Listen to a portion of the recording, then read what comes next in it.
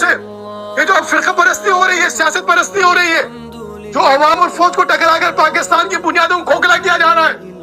یہ پاکستان سری لنکا نہیں ہے، انہیں بنے گا، یہ میں آپ سے لکھ کے دیتا ہوں۔ یہ کسی کی ذات کی مرضی سے نہیں بنا ہے، یہ کسی نے، یہ جو جتنے سیاسی اس وقت بیٹھے ہوئے نا، ان کا کوئی کردار نہیں ہے اس پاکستان کے بنانے میں، ہمارے بزرگوں کا کردار رہا ہے، اس پاکستان کو بنانے میں قربانی دی ہے،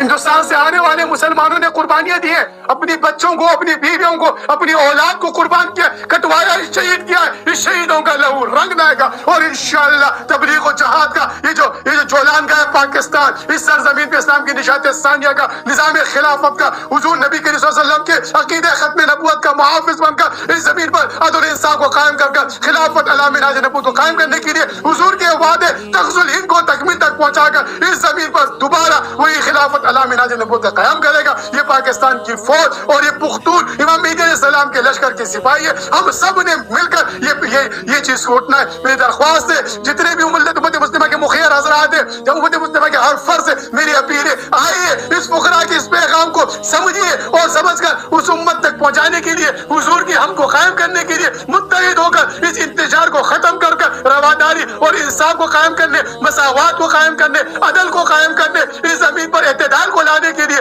حضور نبی صلی اللہ علیہ وسلم کی حمد و ثنا کو قائم کرنے اس فقراء کا ساتھ دیجیے۔